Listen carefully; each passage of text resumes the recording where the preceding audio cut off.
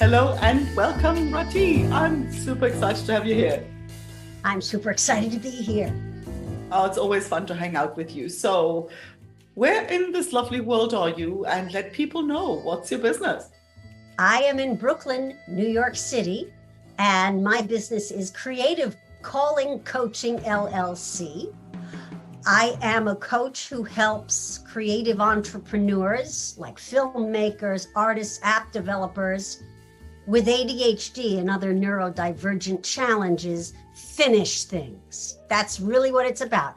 Finishing your work and getting it out into the world so you can make money doing what you love. I love this. I just could not love this more because, we've talked about this many times. I'm always saying, like, everybody I know talks about, I help creatives, get more creative. And creatives go like, I don't need you. I've got plenty of ideas, but I just have to pick one. yes, that's the challenge, right? Yes. That's the hard bit, is to go beyond that initial moment of enthusiasm, Yes. and then you get all excited, but then when it gets into the, step by step where, the novelty wears off a little bit, and, to continue the steps while other new ideas always scratch on the door, right? So what's the biggest challenge for creatives? Like, what's the hardest piece for them? Getting pulled in 50 directions. It could be because of all these other ideas they have, or shiny object syndrome, also known as that's a better thing I should be doing. And it could be personal things. For instance, I have worked with authors who have been published and their lives are very different. They have children and they're married, and all of a sudden they have to write a second novel they're contracted for, and they just find it very easy to get pulled into life and personal matters, and it's all important. So really finding a container, helping them create a container in which their work doesn't become deprioritized, and yet they are also including all the other facets that make us human. If you're an artist and you don't have a life, I don't think you're going to have a lot to say. That's true. Now, well, that makes perfect sense. Like, what I'm curious about, because I relate to the creative bit, right?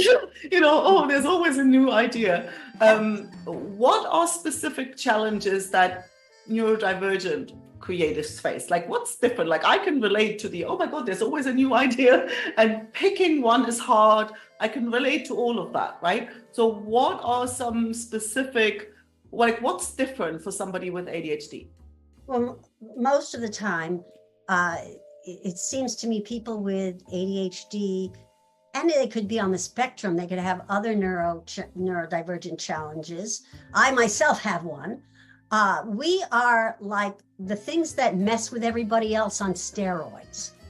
We are highly sensitive, highly sensitized. If you're neurotypical and you obsess about something, if you have ADHD, I bet you go down a rabbit hole that goes to the other side of the planet. The rumination, those mental hijackings can be so profound and debilitating.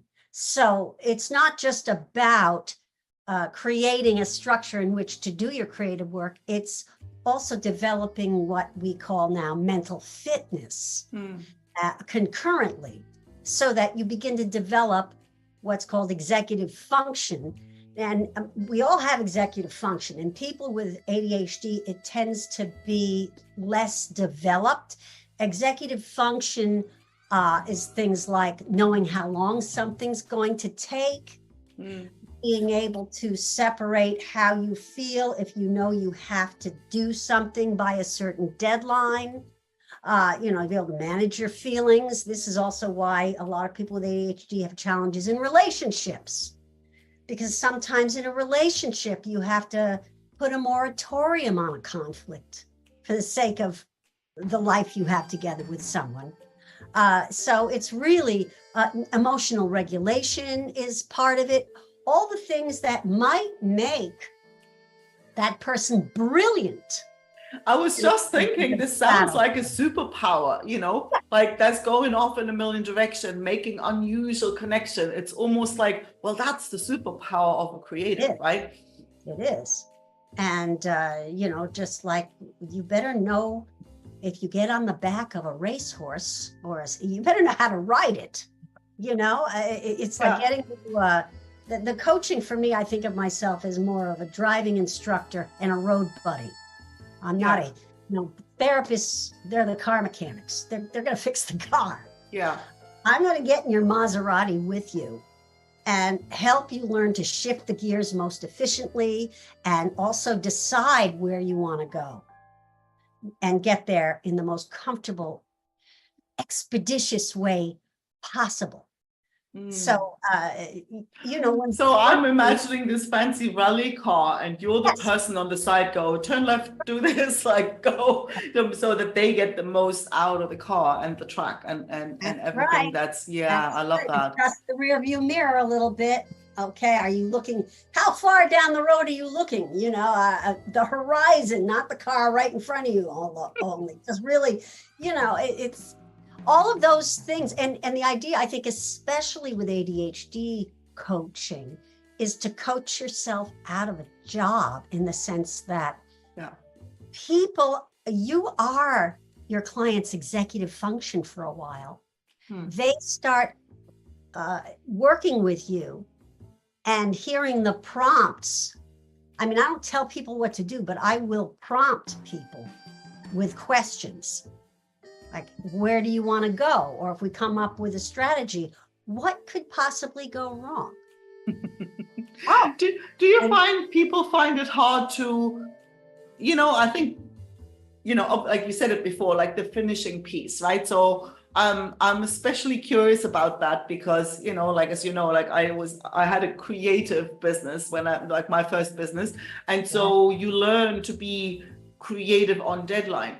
And one piece that I've really noticed that you sort of cultivate over time is this moment of when good is good enough, because I can spend, like 10 hours hand stitching the inner edge of whatever, which adds no practical value to the garment. It eats up a lot of my time, So if I want to sell the thing, I wouldn't do that. If I'm just the artist, if I can do whatever I want, I might, right? So do you find that that's hard to say, like, okay, this is good now, this is good to ship? Or do you have, like, people struggle with perfectionism, like, is it good enough? And then you fuck with it for so long that you, almost like make no money from it, because you've taken so long to do it.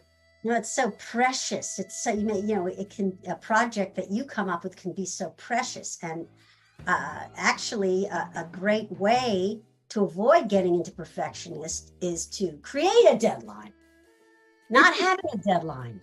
You make yourself one.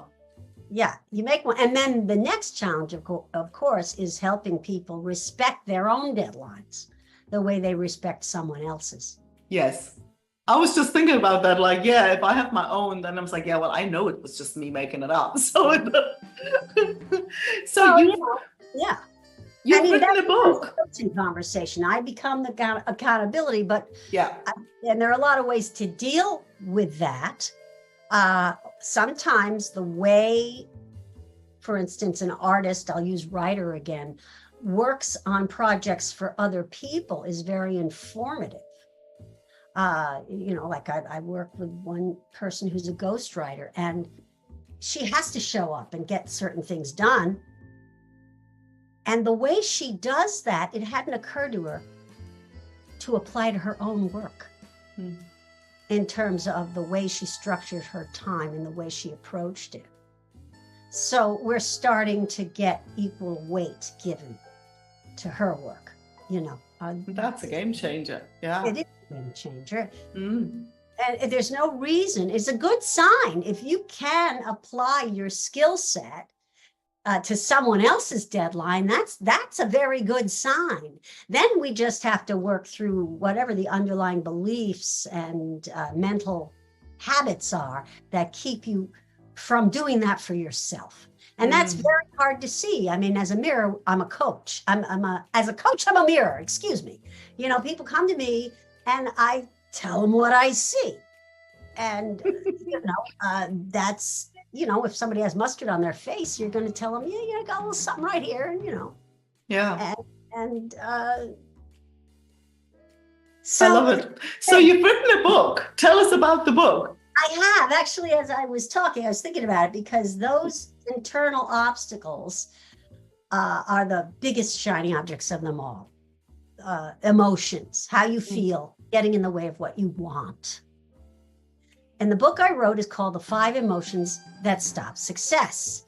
It's put out by Routledge Press, and it's actually a much longer title, but I call it The 5 Emotions That Stop Success. Routledge wants every keyword in the title, so they call it The 5 Emotions That Stop Success, Coaches, Clients, and Creatives Overcoming Personal Obstacles of the Mind. You know, but just the 5 emotions that stop success. And they are categories, of course, because there are myriad emotions, but it's almost like primary colors. These 5 emotions, shame, grandiosity, envy, of which I've identified 2 kinds, boredom and fear, are the primary colors emotionally that underlie people's getting in their own way. And perfectionism that you brought up, to me, has a lot to do with grandiosity. Yeah. So where can people get their hands on the book and find out more about you and your work and get in touch and all of those lovely things? They can go to the book's website, which is the5emotions.com. And yeah, it's very simple. You go there, and if you buy it through the website, you get a discount. You also get a free gift that you can download. That's, I think, a nice companion to the book. Awesome. And you can also go to my linktree/Coach Rahti. Love it. Rahti, we're obviously going to pop the links in below above, wherever we see it. Thank you so much. I love to, you know, to follow your work and see how you help creatives get their best work out, because, you know, that's really where the rubber hits the road, to go back to our car analogy. Yeah, Thank you so much. My pleasure.